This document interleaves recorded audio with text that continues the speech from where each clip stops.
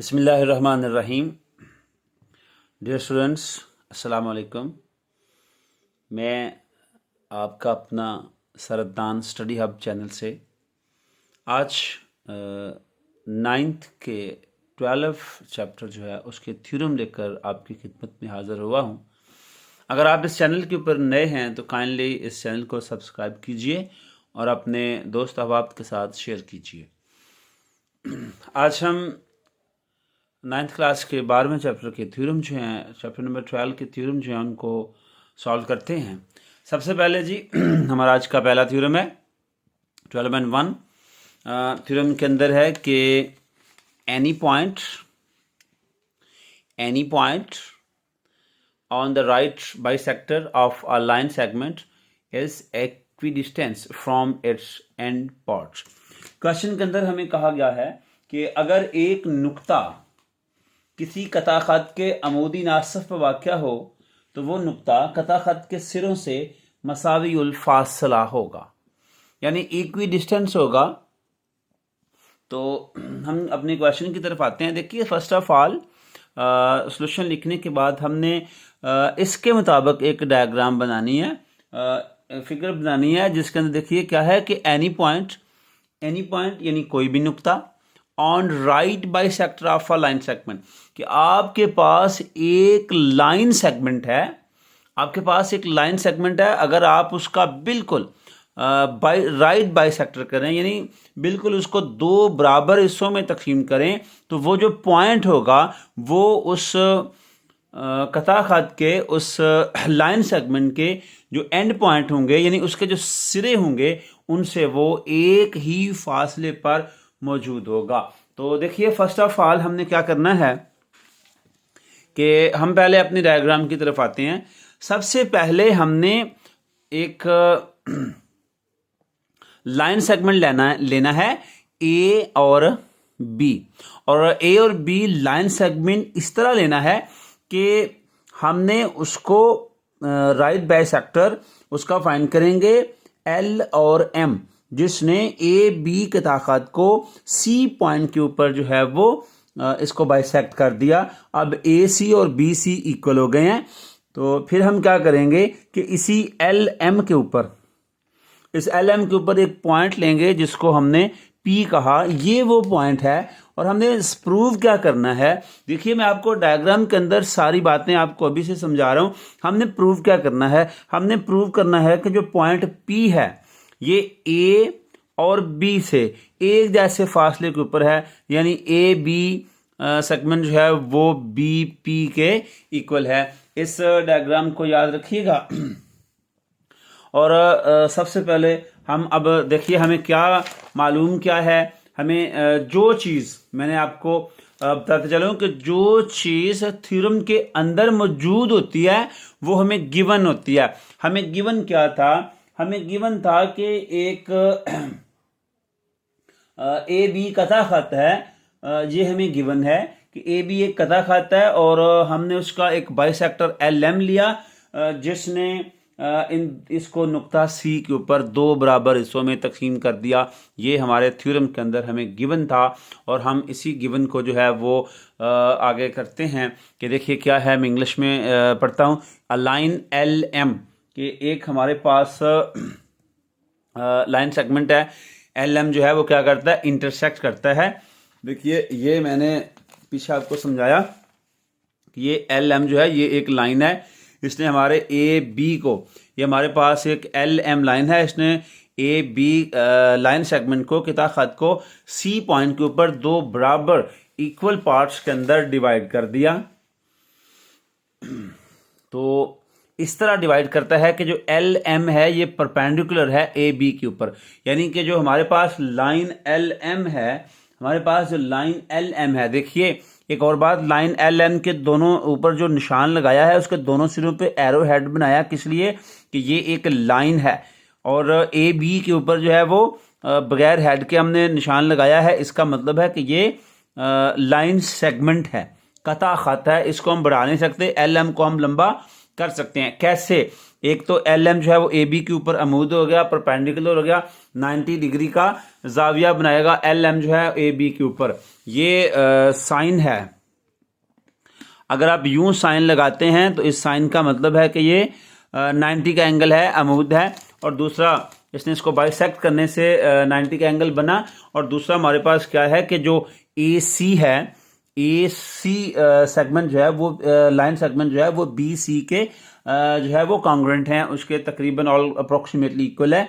तो पी जो है वो पॉइंट है एल एम के ऊपर। ये हमें चीज़ें जो हैं वो थ्योरम के अंदर दी गई हैं। हमने प्रूव क्या करना है? हमने प्रूव ये करना है कि हमारे पास जो पॉइंट पी है, हमारे पास जो पॉइंट पी है, इसको इसका ए और बी तक जो डिस्टेंस है वो सेम है। और हमने अब यही बात जो है वो प्रूव करनी है कि जो लाइन सेगमेंट पी ए है ये कॉन्ग्रुएंट है पी बी के। अब हमने क्या किया कि हमने अमल किया, कंस्ट्रक्शन की कि पी को ए और बी के साथ उन दोनों उसको मिला दिया। अब देखिए हमारे पास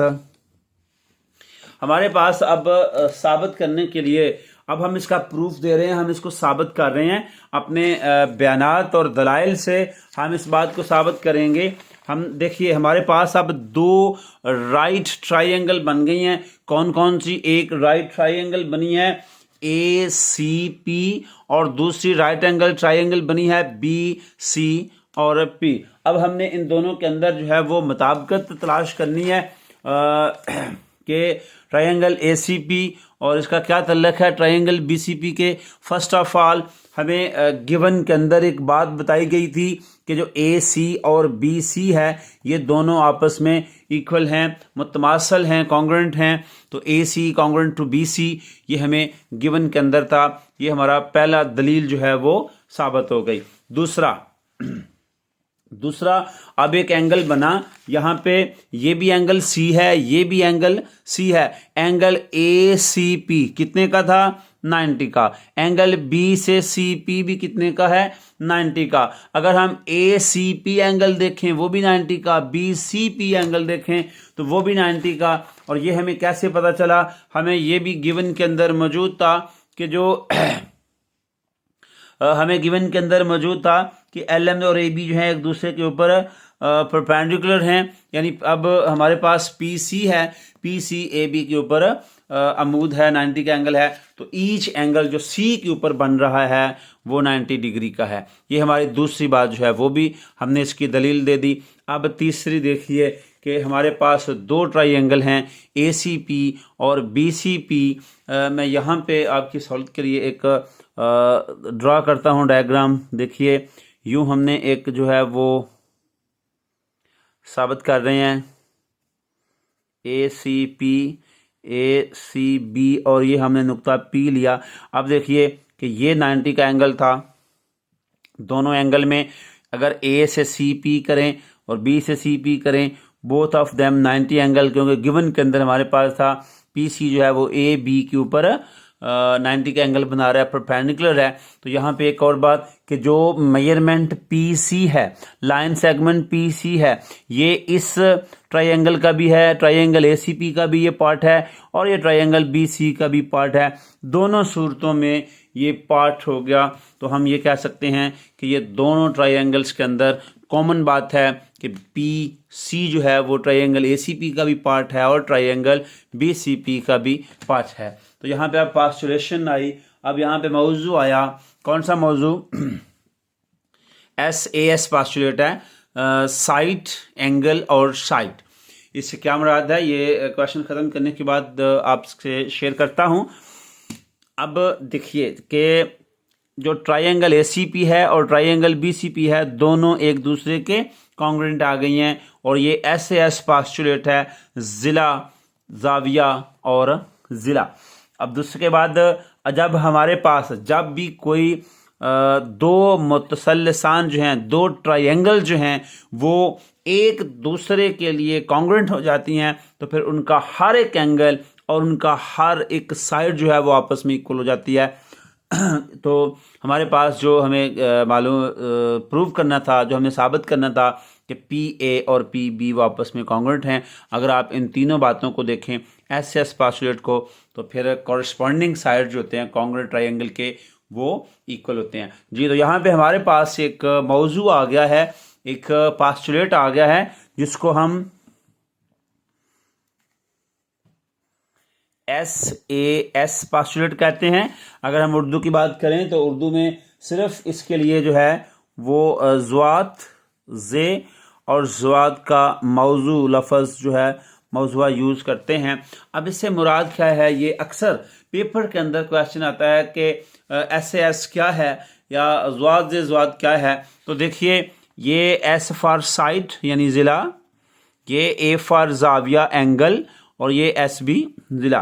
तो ज़्वात जे ज़्वात मौजूआ से मुराद है। SAS ये है कि जब भी किसी दो ट्रायंगल का अगर हम मुवाजना कर रहे हैं, उनकी मुताबिकत चेक कर रहे हैं, तो अगर उनके दो ज़िले और एक ज़ाविया बराबर आ जाए तो इसे ज़िला ज़ाविया ज़िला यानी SAS पास्टुलेट के नाम से जानते हैं।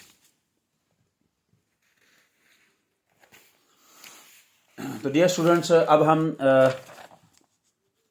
थ्योरम नंबर 2 जो है उसको सॉल्व करते हैं। थ्योरम 2 के अंदर क्या है कि एनी पॉइंट, कोई भी नुक्ता, इक्विडिस्टेंस फ्रॉम एंड पॉइंट, जो एंड पॉइंट से एक ही फासले के ऊपर हो, of a line segment is on the right bisector of it. देखिए मज़े की बात कि थ्योरम नंबर 1 और थ्योरम नंबर 2 जो हैं ये एक दूसरे का रेसिप्रोकल हैं। रेसिप्रोकल कैसे है कि थ्योरम नंबर 1 के अंदर जो चीज़ हमें गिवन थी और थ्योरम नंबर 2 के अंदर हमने उसको प्रूव करना है, और थ्योरम नंबर 1 में जो प्रूव थी वो हमें गिवन की गई है, यानी उसका उल्ट है। उसके अंदर क्या था, उसके पहले थ्योरम के अंदर था कि अगर एक किता खत के परपेंडिकुलर, राइट परपेंडिकुलर के ऊपर कोई भी आप पॉइंट लेते हैं तो वो उसके सरों से मसावी फासला इक्विडिस्टेंट होता है। और थ्योरम नंबर 2 के अंदर क्या है कि अगर आप किसी भी लाइन सेगमेंट के ऊपर उसके दूर एक पॉइंट लेते हैं, अगर वो पॉइंट उसके सरों से एक जितने फासले के ऊपर होगा तो फिर वो उस लाइन सेगमेंट के ऊपर राइट बाइसेक्टर होगा।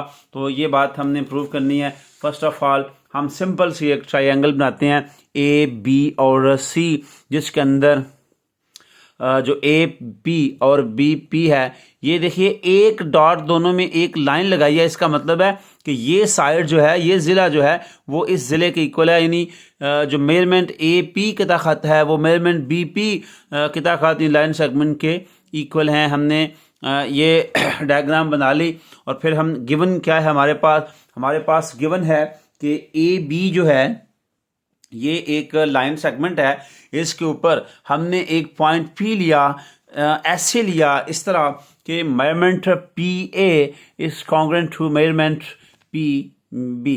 ये हमें गिवन है।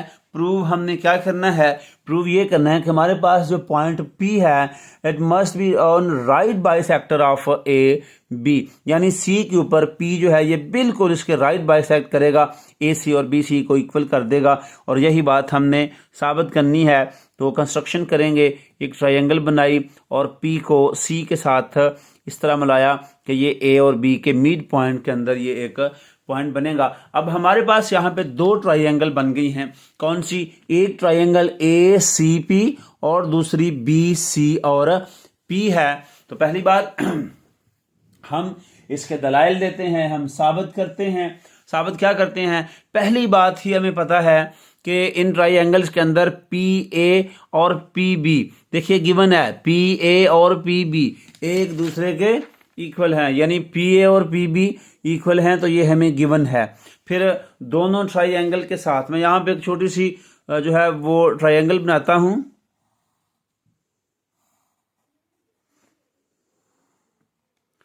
ये हमारे पास AB और यहाँ पे था हमारे पास C।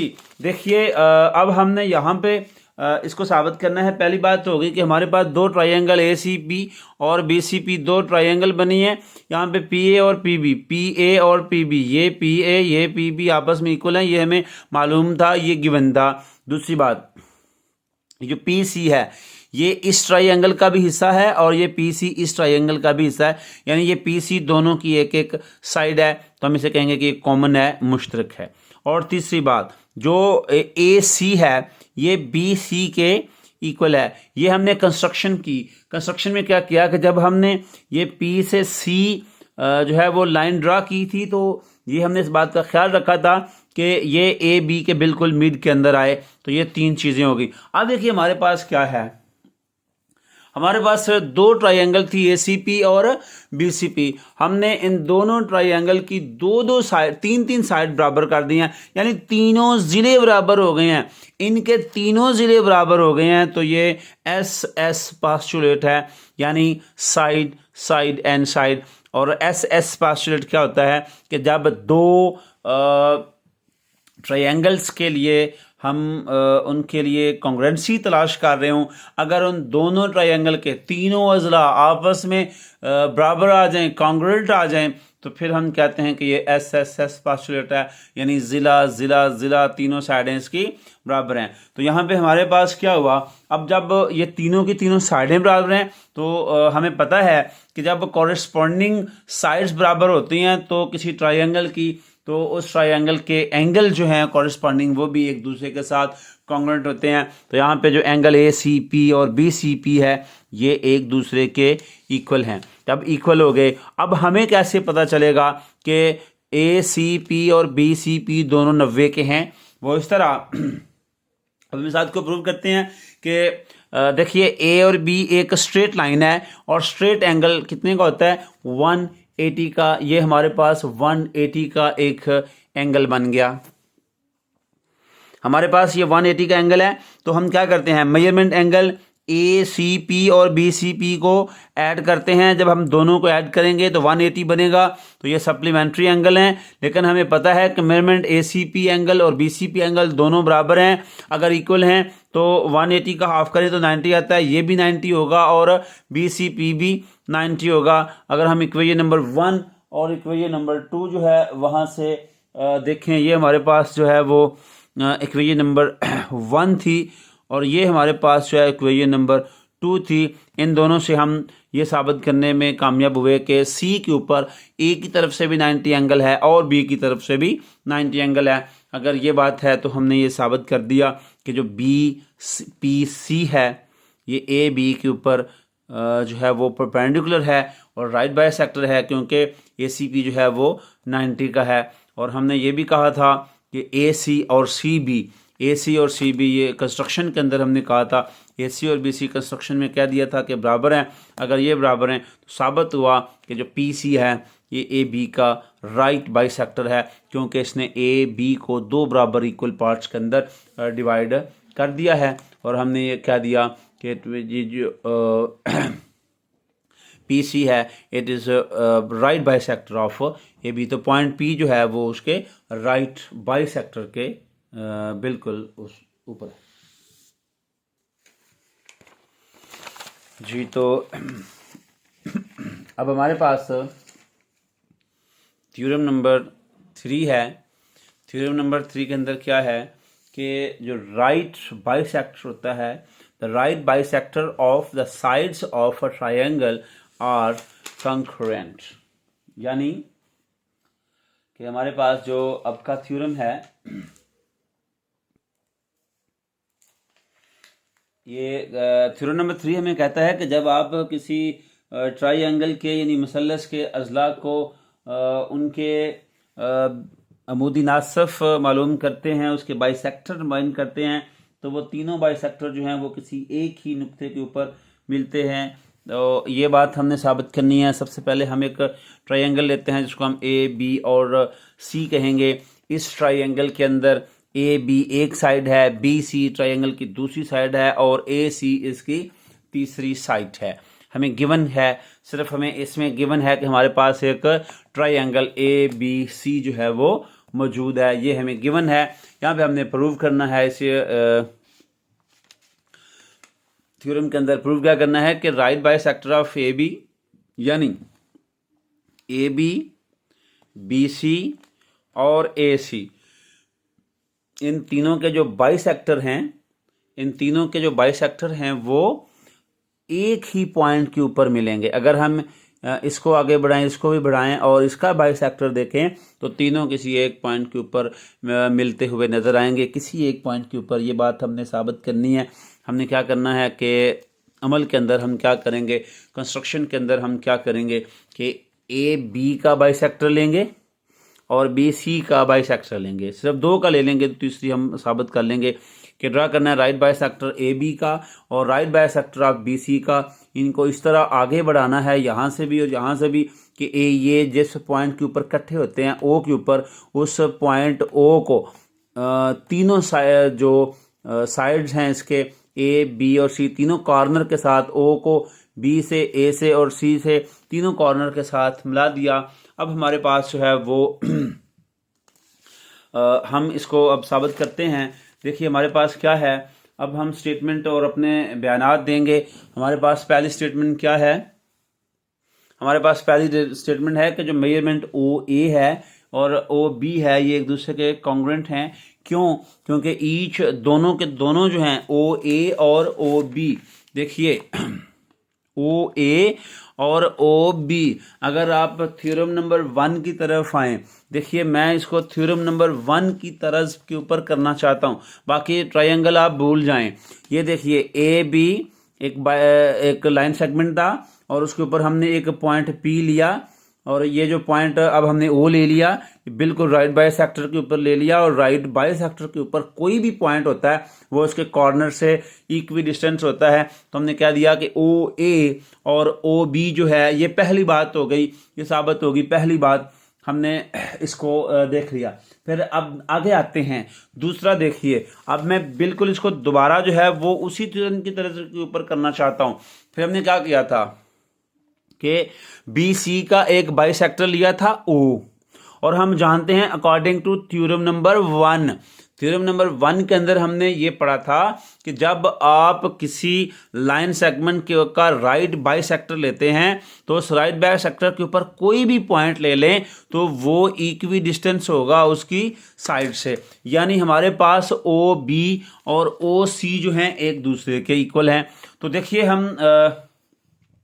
हमने दो बातें साबित कर ली कि ओ ए ओ बी के इक्वल है और हमने ये भी साबित कर लिया ओ बी ओ सी के इक्वल है। जब हमने ये प्रूव कर लिया तो हम ये कह सकते हैं कि अगर ओ ए और ओ बी इक्वल हैं एक दूसरे के और ओ बी ओ सी के इक्वल है तो फिर ओ ए और ओ सी भी एक दूसरे के इक्वल होंगे। ठीक है, ये तीन बातें हो गई। अब हमने क्या करना है कि पॉइंट जो ओ है ये राइट बाइसेक्टर है, तो इसलिए जो सी ए है वो बिल्कुल राइट बाइसेक्टर के ऊपर है, यानी ये जो सी ए है इसके भी राइट बाइसेक्टर के ऊपर होगा, क्योंकि ये अगर फासले इक्वल हो गए तो थ्योरम नंबर 1 के मुताबिक अगर आप जाएं तो फिर ये इसको राइट बाइसेक्ट करेगा। तो ओ ए और ओ सी इक्वल हैं, तो बिल्कुल जो पॉइंट ओ है ये ओ और ए और सी के भी बिल्कुल बाइसेक्टर के राइट बाइसेक्टर के ऊपर ही वाक़या होगा। तो देखिए तीनों पॉइंट के ऊपर वाक़या है और ये ओ के ऊपर है, और यही बात तो हमने साबित करनी थी कि साबित कीजिए कि ए बी बी सी और ए सी का जो राइट बाइसेक्टर है ये किसी एक पॉइंट के ऊपर मिलते हैं, और देखिए ये पॉइंट के ऊपर मिल गए।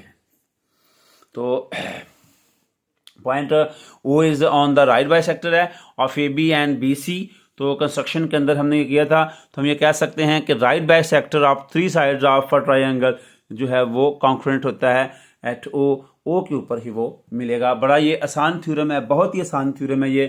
उसके बाद जी थ्योरम नंबर 4 है। थ्योरम नंबर 4 के अंदर हमारे पास जो है वो थ्योरम है कि any point on bisector of an angle is equidistance from its arms. यहाँ पे हमें एक इस थ्योरम के अंदर हमारे पास दिया गया है कि any point on bisector of an angle is equidistance from its arm, कि अगर आप कोई पॉइंट लेते हैं जो किसी एंगल के बिल्कुल बाई सेक्टर के ऊपर लिया गया हो तो वो उसके बाजुओं से इक्वी डिस्टेंस होगा, वो उसके बाजुओं से इक्वी डिस्टेंस है। तो हमारे पास सबसे पहले जो गिवन है वो क्या है,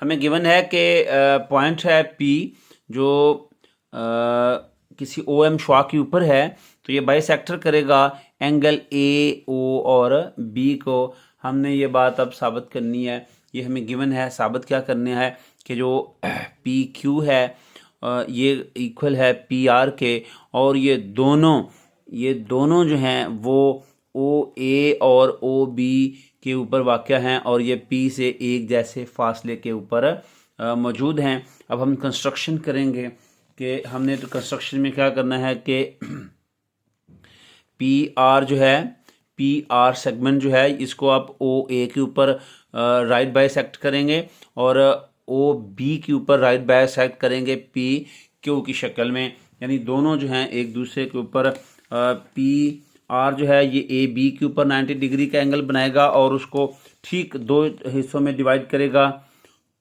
और जो पी क्यू है ये ओ बी के ऊपर 90 डिग्री का एंगल बनाएगा। तो छोटा सा थ्योरम हमारे पास सॉल्व हो गया। हमारे पास दो ट्राइंगल बनी, कौन कौन सी, एक ट्राइंगल को ट्राइंगल पी आर ओ और दूसरी को पी क्यू ए या ओ क्यू पी कहेंगे। देखिए मैंने आर और क्यू को सेंटर में बोला, क्योंकि इनके ऊपर 90 का एंगल है और इसलिए एंगल जो है वो दरमियान में रखने से पता चलता है कि एंगल कौन सा हम यूज़ कर रहे हैं। तो इन दोनों के अंदर जो ओ पी है ये दोनों ट्राइंगल के साथ है। देखिए ओ पी जो है ये इस ट्राइंगल का भी है और इस ट्राइंगल का भी है, तो ये मुश्तरक हो गया, कॉमन हो गया। और उसके बाद जो एंगल पी क्यू और पी आर ओ है दोनों एक दूसरे के इक्वल हैं। ये हमें कैसे पता चला कि एंगल पी क्यू ओ और एंगल पी आर ओ एक दूसरे के इक्वल हैं? क्योंकि हमने देखिए कंस्ट्रक्शन के अंदर ये बात हमने कही थी कि जो पी आर है ये ए बी के ऊपर परपेंडिकुलर है, सॉरी ओ ए के ऊपर परपेंडिकुलर है, और जो पी क्यू है ये ओ बी के ऊपर परपेंडिकुलर है। तो इसका दलील जो है वो हम कंस्ट्रक्शन से करेंगे। और उसके बाद रहा बात पी ओ क्यू और पी ओ आर की, तो ये हमें यहाँ पे बता दिया गया था कि जो पी ओ आर और पी ओ क्यू जो है ये इसका हाफ करेगा तो दोनों एंगल आपस में बराबर होंगे। ये बात हमें बता दी गई। अब देखिए हमारे पास तीन चीज़ें जो हैं वो बराबर आ गई। क्या क्या कि हमारे पास एक साइड और दो एंगल जो हैं वो इक्वल आ गए, एक साइड और दो एंगल इक्वल आ गए, तो हम कह सकते हैं कि ये ट्राइंगल इक्वल है। और जब कोई ट्राइंगल, दो ट्राइंगल आपस में कॉन्ग्रुएंट हो जाएं तो फिर वो ट्राइंगल जो होती हैं उनकी हर साइड और हर एंगल जो इक्वल होगा। तो अगर ये दोनों आपस में कॉन्ग्रुएंट हैं तो फिर हमारे पास जो मेजरमेंट पी क्यू है और पी आर जो हैं ये एक दूसरे के कॉन्ग्रुएंट आ गई हैं, क्योंकि कॉरस्पॉन्डिंग साइड जो होती हैं कॉन्ग्रुएंट एंगल की वो ट्राइंगल्स की वो इक्वल होती है। ये बड़ा आसान सा थ्योरम था 12.4। अब हमारे पास थ्योरम जो है वो 12.5 है। जो थ्योरम 12.5 है ये बिल्कुल मिलता जुलता है थ्योरम 12.4 के साथ। अब थ्योरम 12.5 में हमारे पास क्या है कि any point inside any angle equidistant from its arm is on the bisector of it. देखिए ये अब थ्योरम नंबर 12.4 का रेसिप्रोकल है। ये 12.4 का रेसिप्रोकल कैसे है कि यहाँ पे हमें पहले ये बात बताई गई अगर किसी जाविये के अंदरूने में से कोई एक नुक्ता उसके बाजुओं से मसावी उल फासला होगा तो वो नुक्ता उस जाविये के नासफ के ऊपर वाक़या होगा, यानी ओ पी जो है वो नासफ है। और ये बात हमने अब साबित करनी है। हमें बताया क्या गया है, हमें यहाँ पे बता दिया गया है कि गिवन क्या है कि कोई भी पॉइंट है, एनी पॉइंट है, हम उसको P कह लेते हैं। कोई एक नुक्ता जिसको हमने P कहा वो किसी एंगल ए ओ बी के दरमियान में कहीं वाक़या है। इस तरह दरमियान में वाक़या है कि वो उसकी साइडों से ओ ए से और ओ बी से इक्वी डिस्टेंस है, यानी पी आर और पी क्यू एक दूसरे के बराबर हैं, जबकि दूसरी बात, दो शर्तें हैं ना यहाँ पे। दूसरी शर्त क्या है कि जो पी आर है ये ओ ए के ऊपर परपेंडिकुलर है और जो पी क्यू है वो ओ बी के ऊपर परपेंडिकुलर है। तो हमने यहाँ पे साबित क्या करना है, हमने यहाँ पे साबित करना है कि पॉइंट पी जो है ये बाइसेक्टर है एंगल ए ओ बी का। देखिए 12.4 का उल्ट थ्योरम आ गया, जो उसमें मतलूब था वो 12.5 में मालूम है और जो 12.4 के अंदर मालूम था वो 12.5 के अंदर मतलूब है।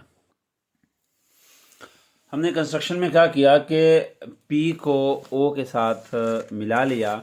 हमारे पास एक पॉइंट P लिया था जो OA और OB के इक्वी डिस्टेंस था और इनके ऊपर परपेंडिकुलर था। अब कंस्ट्रक्शन में हमने P को O तक बढ़ा दिया है डॉटेड लाइन के अंदर। हमारे पास दो ट्रायंगल बन गई है, एक ट्रायंगल को PRO और दूसरी ट्रायंगल को PQO का हम नाम देंगे। अब इन दोनों ट्रायंगल के दरमियान जो है वो हम रिलेशन देखेंगे कि किस रिलेशन की बिना पर ये एक दूसरे के साथ जो है वो कॉन्ग्रुएंट हैं, कौन सी मुताबिकत है इनके दरमियान।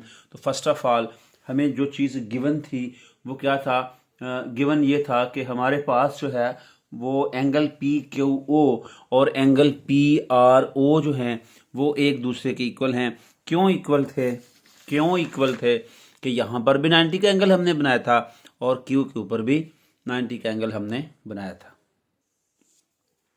फिर दूसरी बात हमारे पास क्या है कि जो angle triangle P O Q और पी ओ आर है, इनके दरमियान हमारे पास जब हमने कंस्ट्रक्शन के अंदर पी को ओ से मिला लिया, पी को ओ से मिला लिया, तो पी ओ जो है वो दोनों ट्रायंगल का पार्ट है। पी ओ जो है वो पहली ट्रायंगल का भी हिस्सा है और दूसरी ट्रायंगल का भी ये हिस्सा है।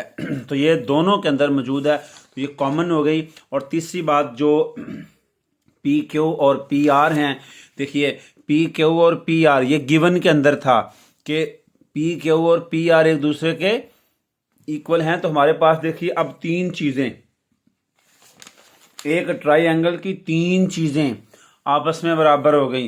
लेकिन हम एक तो उसका राइट एंगल ट्रायंगल होती है और जो राइट एंगल ट्रायंगल होती हैं उनके अंदर अगर एक साइड और हाइपोटेनस बराबर आ जाएं, एक साइड और हाइपोटेनस बराबर आ जाएं तो वो दोनों ट्रायंगल जो होती हैं वो एक दूसरे के कॉन्ग्रुएंट होती हैं। तो देखिए राइट एंगल ट्रायंगल के अंदर हमारे पास हाइपोटेनस और साइड बराबर आ गई हैं, तो ये तीसरी जो ट्रायंगल पी ओ क्यू है ये ट्रायंगल पी ओ आर के इक्वल हो गई है। अगर दोनों ट्रायंगल जो हैं वो एक दूसरे के कॉन्ग्रुएंट हो गई हैं तो इसका मतलब क्या हुआ कि जब किसी ट्रायंगल की हम कॉन्ग्रुएंसी कायम कर लेते हैं तो फिर उसका हर साइड और उसका हर एंगल उसके बाकी दूसरी ट्रायंगल के कॉरिस्पॉन्डिंग एंगल के साथ और साइड जो हैं वो दूसरी ट्रायंगल की कॉरिस्पॉन्डिंग साइड्स के साथ जो हैं वो इक्वल होते हैं। तो हम कह सकते हैं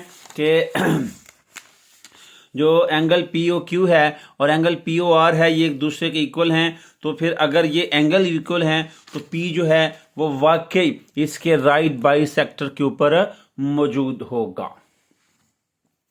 अब हम क्वेश्चन थ्योरम नंबर 6 जो है उसको सॉल्व करते हैं, उसको चेक करते हैं जी उसके अंदर क्या है। देखिए थ्योरम नंबर 6 यहाँ पे है कि the bisector of the angles of a triangle are concurrent. यहाँ पे हमारे पास जो है वो थ्योरम नंबर 6 आ गया है। थ्योरम नंबर जो 6 है ये भी पिछले थ्योरम के साथ मिलता जुलता ही है। यहाँ पे हमारे पास हमें ये कहा गया है कि जब आप किसी मसलस के तीन जावियों को निसफ करते हैं, देखिए यहाँ पे अब हमने तीन जावियों को निसफ करना है, जैसा कि हमने 12.3 थ्योरम के अंदर तीन साइडों को निसफ किया था। उसकी किसी ट्रायंगल की तीन साइडों को निसफ किया तो वो हम नुक्ता निकले वो सेम पॉइंट के ऊपर मिले। अब हमने क्या करना है, हमारे पास एक ट्रायंगल है उसके हमने तीनों जावियों को हाफ करना है और वो भी एक ही पॉइंट के ऊपर आपस में मिलेंगे। अब हमने इस बात को साबित करना है। देखिए हम एक बस अब यहाँ पर भी जैसे कि हमारे पास 12.3 के अंदर भी एक ही बात गिवन थी कि हमारे पास एक ट्राइंगल मौजूद है ए बी और सी। हमने प्रूव क्या करना है कि इस ट्राइंगल के जो एंगल ए है और एंगल बी है और एंगल सी है, इन सब के बाइसेक्टर जो हैं वो कॉन्करेंट होंगे, यानी एक नुक्ते के ऊपर उन सब के जो बाइसेक्टर हैं वो मिलेंगे। ये बात हमने साबित करनी है। तो कंस्ट्रक्शन हम क्या करते हैं, कंस्ट्रक्शन के अंदर हमने क्या करना है कि